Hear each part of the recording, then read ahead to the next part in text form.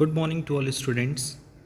In the last video of class 12th business studies, we discussed three elements of staffing, that is recruitment, selection and training.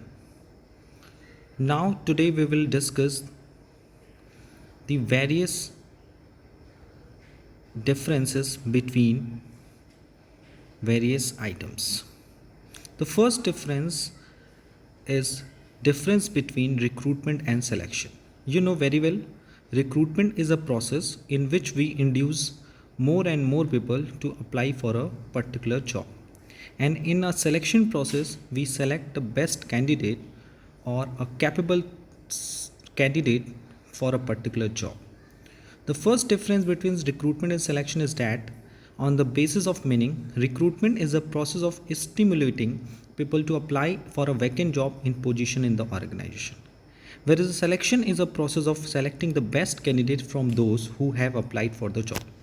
यानी recruitment process में हम ज़्यादा से ज़्यादा persons को induce करते हैं, मोटिवेट करते हैं, अट्रैक्ट करते हैं कि वो हमारे ऑर्गेनाइजेशन की जॉब के लिए अप्लाई करें. बट सिलेक्शन प्रोसेस में हम लोग जितने भी पीपल रिक्रूटमेंट प्रोसेस के थ्रू जॉब के लिए अप्लाई किए होते हैं, उनमें से जो बेस्ट एम्प्लॉयज़ हैं, जो हमारे वर्क के लिए, हमारे ऑर्गेनाइजेशन के लिए बेटर है, उसको सेलेक्ट करना सिलेक्शन कहलाता है. The second difference is objective. The objective of a recruitment is to create a pool of eligible candidate for the purpose of selection. यानी रिक्रूटमेंट क्या करता है, वो एलिजिबल कैंडिडेट का पूल तैयार करता है. पूल मतलब एक ऑर्गेनाइजेशन या एक कह सकते हैं ग्रुप क्रिएट करता है, जिसकी हेल्प से हम उसमें से जो भी एम्प्लॉयज़ ऑर्गेनाइजेशन के लिए बेटर हैं उनको सेलेक्ट कर सकें. यानी the objective of selection is to get the best candidate selected for the job. यानी रिक्रूटमेंट की हेल्प से हमें ज़्यादा से ज़्यादा लोग मिलते हैं ताकि हम सिलेक्शन प्रोसेस ईजिली कंडक्ट करा सकें. Whereas on the basis of nature selection recruitment is a positive process as it attract people towards the organization, whereas a selection is a negative process as it involves rejection of candidate at every stage of it. You know very well, in the selection process पहला step होता है preliminary screening. उसमें हम कुछ candidate को छांट देते हैं. Thereafter selection test organise करते हैं. उसमें कई एम्प्लॉयज़ को, कई एप्लीकेंट्स को हम लोग रिजेक्ट कर देते हैं. So thereafter we can say कि selection is a negative process whereas a recruitment is a positive process. The next one is sequence. You know very well sequence. In the staffing process, the first step is recruitment. So it takes place before selection, and in selection process it comes after recruitment. यानी कि selection process recruitment के बाद आता है, जबकि recruitment process selection के पहले आता है. ये तो आपको पता ही है. तो सीक्वेंस के बेसिस पे भी हम लोग डिफ्रेंशिएट कर सकते हैं. Now the second difference, the difference between training and development. Training and education. What is the difference between training and education? You know very well. Training का मतलब होता है बंदे को उस पर्टिकुलर फैक्ट्स के बारे में नॉलेज तो है, बट उस काम को प्रैक्टिकली इम्प्लीमेंट करने के लिए, उस काम को प्रैक्टिकली कंप्लीट करने के लिए उस जो स्किल की ज़रूरत होती है वो ट्रेनिंग की हेल्प से मिलता है. जैसे आपको कंप्यूटर पढ़ा दिया गया, आपके कंप्यूटर टीचर्स ने आपको कंप्यूटर की स्टडी करा दी, थ्योरेटिकली स्टडी करा दी कि कंप्यूटर क्या होता है और कंप्यूटर में कितने कंपोनेंट्स होते हैं, कंप्यूटर में कितने सॉफ्टवेयर होते हैं, कितने हार्डवेयर होते हैं, कितने ये सारी बेसिक चीज़ें आपको समझा दी गई. लेकिन जब आप प्रैक्टिकली कंप्यूटर पे वर्क करने जाओगे तो आप उतने अच्छे ढंग से काम नहीं कर पाओगे. काम कब करोगे, जब आपको कंप्यूटर पे बैठा के ट्रेन कराया जाएगा, पर्टिकुलर समझाया जाएगा प्रैक्टिकली वे में कि ये हार्डवेयर है, ये सॉफ्टवेयर है, ये हार्डवेयर क्यों है, ये सॉफ्टवेयर क्यों है, कंप्यूटर में कीबोर्ड क्या है, माउस क्या है, मॉनिटर क्या है. यानी with the help of training आप प्रैक्टिकली उस फील्ड से रिलेट करते हो और उस पर काम करने के लिए जो भी स्किल, जो भी एटीट्यूड की ज़रूरत होती है वो आपके अंदर डेवलप किया जाता है. So, on the basis of meaning, training is an act of imparting knowledge or skill for performing a particular job, whereas education is concerned with improving the general knowledge and understanding of an employee. The second difference, on the basis of orientation, training is a job oriented whereas education is a knowledge oriented. जैसे मैं आपको अभी training and education के बारे में बता रहा हूँ कि ट्रेनिंग और एजुकेशन क्यों डिफरेंट है, तो ये आपको मैं एजुकेशन प्रोवाइड कर रहा हूँ, नॉलेज प्रोवाइड कर रहा हूँ। लेकिन जब आप प्रैक्टिकली वे में वर्क करने जाएंगे, आपको ट्रेनिंग डिपार्टमेंट में रख दिया जाएगा, तो आप खुद ही समझ जाएंगे कि how education is different from training. क्योंकि बंदे को कंप्यूटर के बारे में प्रॉपर नॉलेज है, लेकिन उसको प्रैक्टिकली वे में जब कंप्यूटर पर वर्क करना होगा तो उसको स्किल की ज़रूरत होगी, और यानी आपको जॉब परफॉर्म कराना पड़ेगा। तो जॉब परफॉर्म करने के लिए आपको उसको ट्रेनिंग देनी पड़ेगी, यानी पर्टिकुलर ट्रेनिंग जॉब से रिलेटेड होती है, काम से रिलेटेड होती है। वहीं एजुकेशन में सिर्फ आपको नॉलेज प्रोवाइड किया जाता है। On the basis of focus it's to improve work efficiency, whereas education focus is to develop logical and rational mind. Yes. On the basis of goal, training gives importance to organizational goal. Yes. Training की help से हम organisational objective को achieve कराते हैं। अगर किसी भी organisation में आप देखें तो ट्रेनिंग इसलिए प्रोवाइड ही की जाती है ताकि आप ईज़िली एंड मिनिमम टाइम में, मिनिमम वेस्टेज से आप अपने गोल को अचीव कर सकें, जो ऑर्गेनाइजेशन के लिए क्या है, बेटर है। यानी इफ़िशियंसी भी होनी चाहिए, इफेक्टिवनेस भी होनी चाहिए ट्रेनिंग की हेल्प से। लेकिन एजुकेशन या आपका पर्सनल क्वालिटीज़ होती है, पर्सनल नॉलेज इंक्रीज़ करना। So with the help of education आप अपनी पर्सनल क्वालिटीज़ को इन्हेंस करते हो आप, और इससे आपका पर्सनल गोल अचीव होता है। वेयर इज़ ट्रेनिंग से ऑर्गेनाइजेशन जो होती है वो अपने ऑर्गेनाइजेशन गोल्स को कंप्लीट कराती है। यानी आपको ट्रेनिंग उसी हिसाब से प्रोवाइड की जाती है जिस हिसाब से लगता है कि ऑर्गेनाइजेशन गोल अचीव हो सकता है। So I hope clear training and education में क्या डिफरेंस है। The third difference is the difference between training and development. You know very well, सबसे पहला स्टेप होता है हमारे पूरे लेवल में, वो होता है एजुकेशन। यानी आप जब बचपन से अभी तक आप क्या कर रहे हो, एजुकेशन ही ले रहे हो। एंड आफ्टर सम टाइम जब आप जॉब करने जाओगे तो जॉब करते करते आपको ट्रेनिंग भी प्रोवाइड की जाएगी। कुछ ट्रेनिंग ऑन द जॉब होती है, कुछ ट्रेनिंग ऑफ द जॉब होती है। तो ट्रेनिंग के बाद जब आप ट्रेंड हो जाते हो पर्टिकुलर और काफ़ी सारा एक्सपीरियंस हो जाता है, तो आप फिर दूसरों को ट्रेन करने लगते हो। और दूसरों को ट्रेन तभी कर सकते हो या दूसरों से काम तभी करा सकते हो जब आपके अंदर वो सारी एबिलिटीज़ डेवलप हो जाती हैं। सो आप डेवलप्ड हो जाते हो, जिसे हम लोग बोलते हैं डेवलपमेंट। का मतलब होता है जिस बंदे के अंदर, यानी जिस एम्प्लॉयज़ के अंदर, जिस पीपल के अंदर एजुकेशन भी प्रेजेंट है और ट्रेनिंग भी प्रेजेंट है।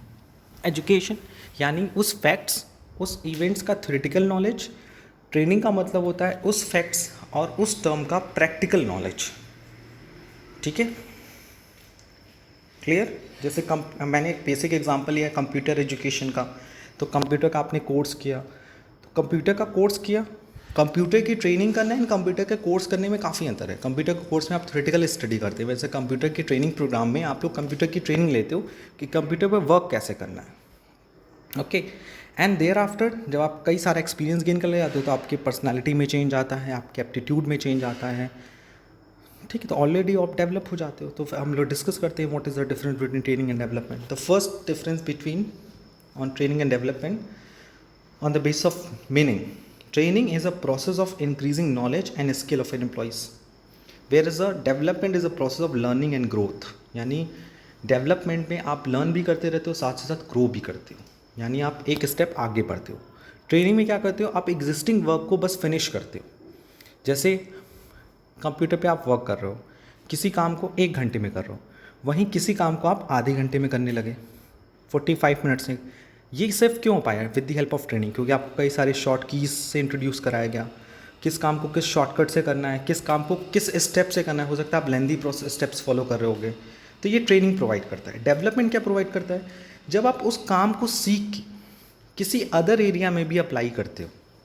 सिर्फ अपने एरिया में ही काम करना, उसमें ट्रेंड हो जाना, उसमें इक्विप हो जाना ही हमारे देश का हमारे पर्सन का प्राइमरी ऑब्जेक्टिव नहीं होता है। हमें एक ऐसा ह्यूमन बीइंग बन के निकलना है कि हम हर एरिया में इक्वल कंट्रीब्यूट कर सकें। जितना ज़्यादा से ज़्यादा एरियाज़ हों, जितने ज़्यादा से ज़्यादा एक्टिविटीज़ हो, हम परफॉर्म कर सकें। Second is a orientation. Training is job oriented process, you know very well, and but development is a career oriented process. इससे पहले हम लोग बात कर रहे थे ट्रेनिंग एंड एजुकेशन में। तो education is a knowledge oriented, उसमें नॉलेज मिलता है। ट्रेनिंग की हेल्प से हम अपने जॉब को इजीली परफॉर्म कर सकते हैं। और with the help of development कब आता है, education plus training plus experience. तीन चीज़ों से मिलकर एजुकेशन, ट्रेनिंग एंड एक्सपीरियंस से मिलकर बनता है डेवलपमेंट, और डेवलपमेंट के हेल्प से आपका फ्यूचर कैरियर ग्रो करता है। On the base of duration, training is a short term process for a fix duration, you know very well. Training जो होता है वो एक शॉर्ट टर्म पीरियड के लिए, जैसे 7 डेज़ के लिए ट्रेनिंग का मिल गया, 1 मंथ के लिए हो गया, 6 मंथ का कोर्स हो गया, आपने ट्रेन कर लिया, अपने आप को ट्रेनिंग ले ली। But development is a long term process which takes place throughout the life of a person, यानी इंसान अपने लाइफ भर में सीखता रहता है। कभी किसी इंसिडेंट से सीखता है, कहीं काम कर रहा है वहाँ के बिहेवियर से सीखता है, वहाँ के होने वाले इंसिडेंट्स से सीखता है। तो इंसान की जो लर्निंग पीरियड होता है वो हमेशा चलता रहता है, वो अपने आप को हमेशा डेवलप पाता है कि हम डेवलपमेंट कर रहे हैं अपना। तो I hope what is the meaning of development. Development means it is a continuous process, ये लगातार चलता रहता है और डेवलपमेंट कभी ख़त्म नहीं होता है। इंसान जब आखिरी सांस लेता है और वो तब अपने आप को देखता है कि हमने कितना लर्न कर लिया, कितना ग्रो हो गए, और तभी उसके डेवलपमेंट का असली रिजल्ट पता चलता है। Now on the basis of objective, training enables the employees to perform the job better, where is a development ensure the overall growth of the employee. Yes. On the base of focus, it focus on the technical skill. Yes, training based on technical skill. जो business में technical field होता है वहाँ पे training सबसे ज़्यादा provide की जाती है organisation. But development focus on conceptual in human ideas, यानी with the help of development you provide a different idea, innovative ideas to the organisation. और हम लोग कहते हैं ना कि कोई एक बंदा जो काफ़ी एक्सपीरियंस्ड है, काफ़ी ट्रेंड है, काफ़ी एजुकेटेड है, तो जब वो कोई आइडिया देता है ना तो उसका आइडिया लोगों से हट के होता है, उसका जो परसेप्शन होता है वो दूसरों से अलग होता है, क्योंकि वो दूसरों के कंपैरिजन ज़्यादा डेवलप्ड होता है, क्योंकि उसके पास वो पहले से ट्रेंड हो चुका है, वो पहले से उसके पास नॉलेज भी है, एज वेल एज उसने काफ़ी दुनिया देखी है। अगर हिंदी में कहा जाए, उसने काफ़ी चीज़ें, जैसे आप लोग माँ बाप से सुनते होंगे कहावत कि मैंने धूप में बाल थोड़ी ना सफ़ेद किए, तो वो इस बात को दिखाते हैं कि उनका जो बाल सफ़ेद हुआ है वो एज के कारण हुआ है। एज डिनोट करती है एक्सपीरियंस को, और एक्सपीरियंस से ही बनता है इंसान, डेवलप्ड होता है। इसलिए टाइम टू टाइम इंसान सीखता है, परिस्थितियों से सीखता है, सर्कमस्टेंसेस से सीखता है, सिचुएशन से सीखता है, प्रॉब्लम को फेस करके सीखता है, और सीखते सीखते वो अपने आप को डेवलप करता रहता है।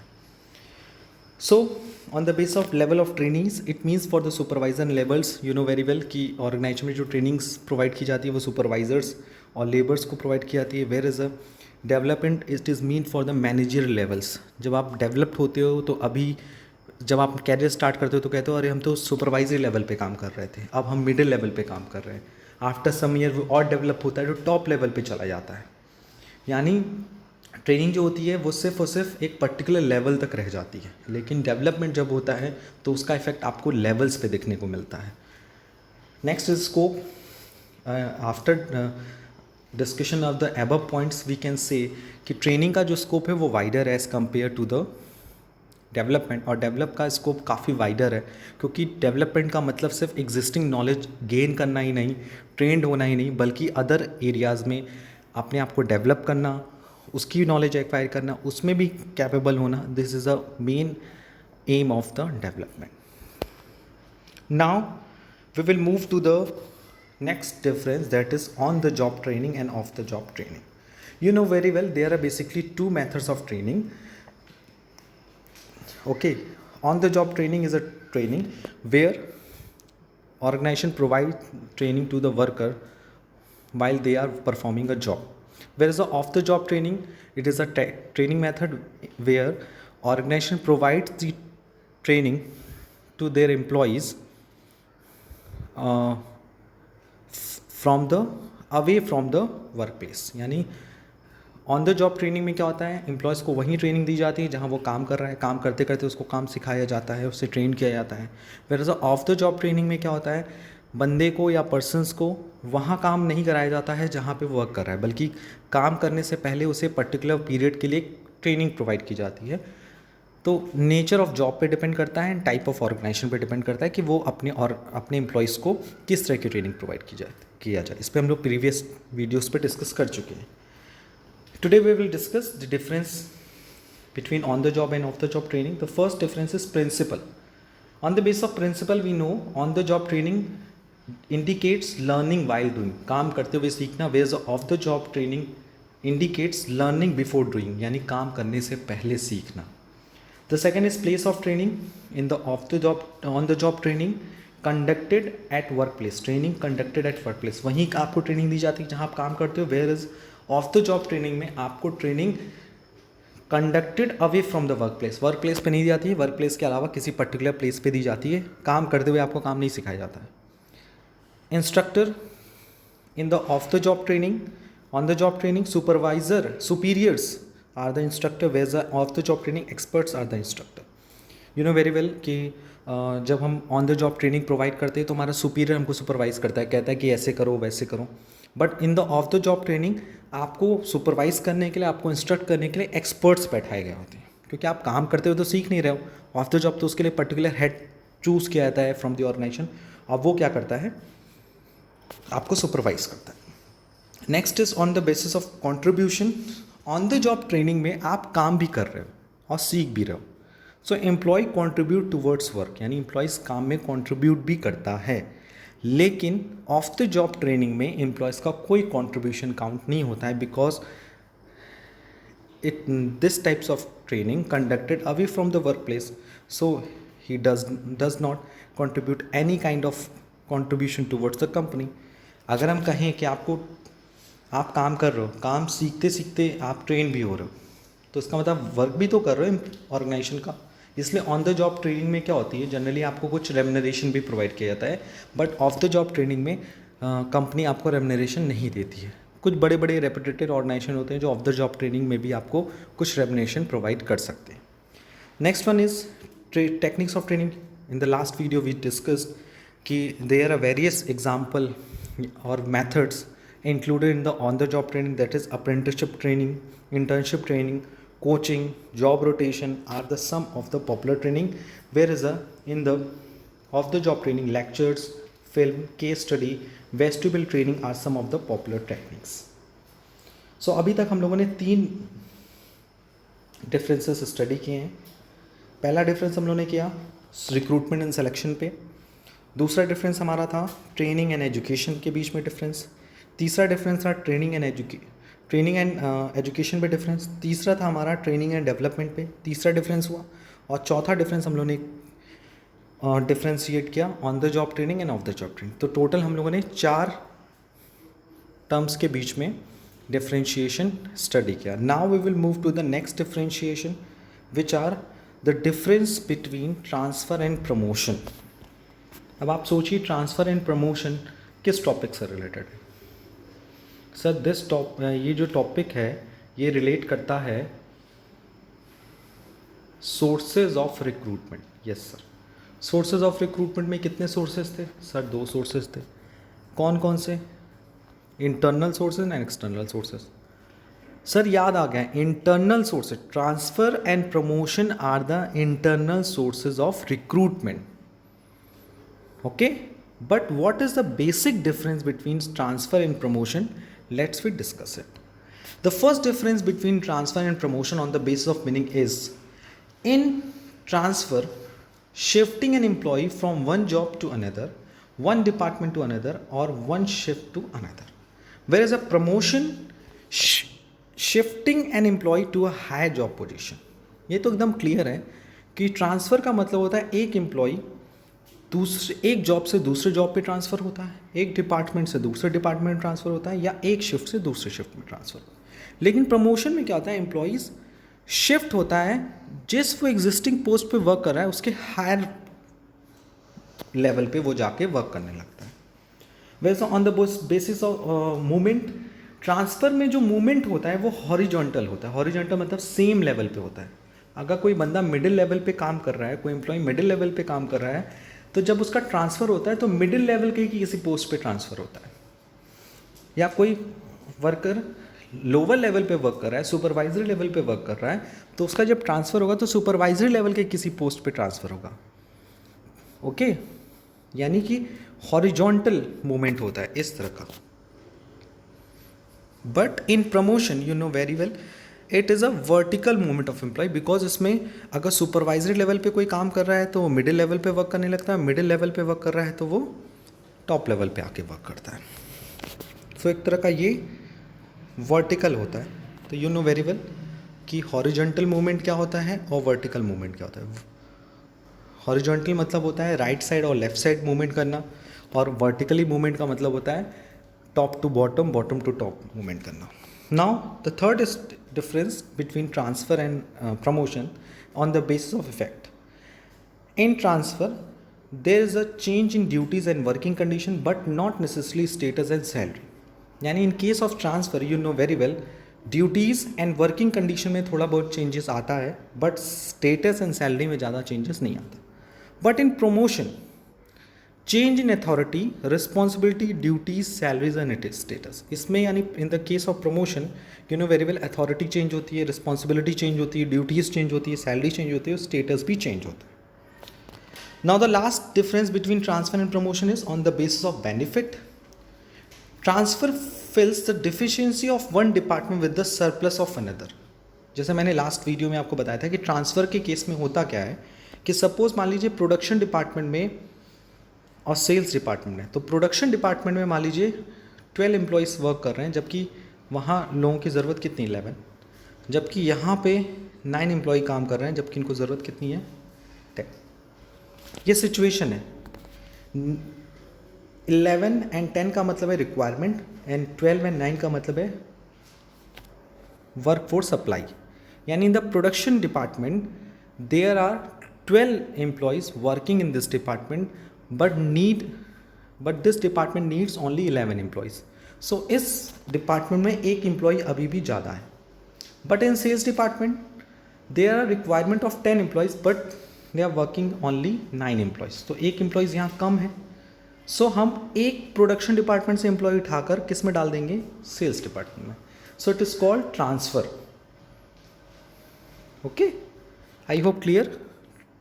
हाँ, ट्रांसफ़र में क्या होता है, जिस डिपार्टमेंट में ज़्यादा एम्प्लॉयज़ होते हैं उसमें से एम्प्लॉयज़ को उठाकर ऐसे डिपार्टमेंट में रखा जाता है, ऐसे जॉब प्लेस पे रखा जाता है जहाँ पे एम्प्लॉयज़ की डेफिसिट होती है, जहाँ पे एम्प्लॉयज़ कम होते हैं. And in promotion, it increase motivation and satisfaction of employee. You know very well, promotion is just kind of a incentive provided by the organization to the efficient employees. जिसका आपने पढ़ा था ना स्टाफिंग प्रोसेस में, performance appraisal, कि हम evaluate करते हैं आफ्टर सिलेक्शन कि वो एम्प्लॉयज़ अपने काम को कितने अच्छे ढंग से कर रहा है. उसको डिफरेंट वर्किंग कंडीशन अप्लाई किया जाती है, डिफरेंट टारगेट्स दिए जाते हैं. अगर वो सारे सिचुएशन में अच्छा वर्क करता है तो उसको हम as a gift promotion provide करते हैं. Promotion career planning, 7th steps of staffing process. So promotion जो होता है, it increase motivation and satisfaction of employees. So I hope transfer and promotion के बीच का डिफरेंस भी क्लियर हो गया होगा. And they are the internal source of recruitment, but in transfer and promotion are much more different from each other. The next difference between internal and external source of recruitment, ये मुझे बताना बहुत ज़रूरी था आपके लिए, क्योंकि you know very well कि मैं बार बार बताते आ रहा हूँ कि internal source and external source के बीच में क्या डिफरेंस है. और ये डिफरेंस ईजी है, बट जब आपसे एग्ज़ाम में पूछा जाता है तो आप काफ़ी गलतियाँ कर देते हैं. सो उन गलतियों को दूर करने के लिए हम लोग आज का ये लास्ट डिफरेंस है, the difference between external and internal source of recruitment. You know very well कि they are basically 2 sources of recruitment, internal and external. Internal sources में क्या होता है कि कंपनीज क्या करती हैं, अपने एग्जिस्टिंग स्टाफ से ही, एग्जिस्टिंग एम्प्लॉयज़ से ही अपना वर्क फोर्स मेंटेन करती है. वेयर इज एक्सटर्नल सोर्सेज में क्या होता है कि कंपनीज न्यू टैलेंट को इम्पोर्ट करती है मार्केट से, अपने एग्जिस्टिंग एम्प्लॉयज़ एंड स्टाफ्स को रिक्रूटमेंट प्रोसेस में एंड सिलेक्शन प्रोसेस में जगह नहीं देती है. So on the basis of recruitment in internal sources, recruitment from within the organisation, but in external sources recruitment from outside the organisation. Okay, the second difference on the basis of time involved, internal sources involve lesser times of manager, but because you have a 2 option, transfer or promotion, and these sources are internally related to your organization, so यहाँ time तो कम लगेगा ही लगेगा. but in external sources it involves more time for manager, क्योंकि हम उसको information circulate करेंगे, because you know very well there are various kind of external sources like casual callers, labour contractures, placement agencies, employment exchange. तो आपको जब external sources के through recruitment करना होता है तो वहाँ ज़्यादा टाइम लगता है, क्योंकि वहाँ आपके पास ऑप्शन ज़्यादा है। जहाँ ऑप्शन ज़्यादा होता है तो हर ऑप्शन को इवेल्युएट करना, हर ऑप्शन से मैन पावर मेंटेन करना, अरेंज करना काफ़ी डिफिकल्ट काम होता है। बट इंटरनल सोर्स में आपके 2 ही ऑप्शन है और वो भी आपके ही एम्प्लॉयज़ हैं, तो टाइम तो कम लगेगा ही लगेगा। Next, on the base of cost, ये भी आप आँख बंद करके बता सकते हो कि सर इंटरनल सोर्सेज में कॉस्ट कम लगेगा, क्योंकि वहाँ पे सिलेक्शन प्रोसेस जो होता है उतना लेंदी नहीं होता है और आपके पास सोर्सेज ऑलरेडी आपके ऑर्गेनाइजेशन के ही होते हैं। But in external sources you know very well कि आपको पूरा staffing process as well as पूरा recruitment process as well as पूरा का पूरा selection process and training process गुजर के ही आप किसी एम्प्लॉयज़ को अपने यहाँ रिक्रूट करा सकते हो, काम करा सकते हो। क्योंकि देखो नया एम्प्लॉयज़ होगा तो जाहिर सी बात है कि हमारे ऑर्गेनाइजेशन से उतना ज़्यादा फेमिलियर तो होगा नहीं, तो उसको ट्रेन करना पड़ेगा। हाँ, इंडक्शन ट्रेनिंग प्रोवाइड करनी पड़ेगी। सो कई सारी चीज़ें ऐसी हैं जो एक्सटर्नल सोर्सेज में काफ़ी ड्रॉबैक का काम करती है, जैसे इसमें टाइम ज़्यादा लगता है, कॉस्ट लगता है। अब बात करते हैं एक और ड्रॉबैक्स की, वो इंटरनल सोर्सेज की। In the internal sources it enhance moral and motivation of existing staff. You know very well कि अगर आप किसी ऑर्गेनाइजेशन में काम कर रहे हैं और आपको पता है कि अगर आप काम अच्छे से करेंगे तो आपको प्रमोशन मिलेगा, यानी कंपनीज जो हैं इंटरनल स्टाफ्स के थ्रू ही रिक्रूटमेंट करेंगी, खासतौर से हायर पोस्ट को, तो आप मोटिवेट रहेंगे। बट अगर एक्सटर्नल सोर्सेज से हायर पोस्ट का रिक्रूटमेंट होगा तो वहाँ एग्जिस्टिंग एम्प्लॉयज़ का जो मोराल है वो डाउन हो जाएगा और मोटिवेशन भी उनकी नेगेटिव रहेगी। क्या यार इतने ज़्यादा काम करने के बाद भी बाहर से लोग लेकर आ जा रहे हैं, हम इतने साल यहाँ वर्क कर रहे हैं, हमें प्रमोशन ही नहीं मिल रहा है, बाहर के लोग आके जॉब ज्वाइन कर ले रहे हैं। On the base of scope of new blood, when we are talking internal sources में आप एग्जिस्टिंग एम्प्लॉयज़ को रखते हैं, so there is no scope of introducing fresh talents into the organization. But in external sources there is a greater scope of introducing fresh talent into the organization. And the last difference between internal and external sources, जैसा मैं बात कर रहा था, on the base of training requirement, induction training is not required in the internal sources because they are much more familiar from the organization, क्योंकि उनका organisations में वो काम ही कर रहे हैं, तो वो सारे ऑर्गेनाइजेशन के रूल्स रेगुलेशन से ऑलरेडी फैमिलियर हैं, वो उस ऑर्गेनाइजेशन को बहुत अच्छे से जानते हैं, वहाँ के क्या रूल्स हैं, रेगुलेशन है, वहाँ का पे क्या है। बट एक्सटर्नल सोर्सेज में जो भी एम्प्लॉयज़ आएगा वो फ्रेश आएगा, फ्रेश टैलेंट होगा, उसी ऑर्गेनाइजेशन के बारे में ज़्यादा नॉलेज नहीं होगी, तो वहाँ पे आपको इंडक्शन ट्रेनिंग प्रोवाइड करनी ही पड़ेगी। सो आज हम लोगों ने इस पूरे चैप्टर, जो चैप्टर नंबर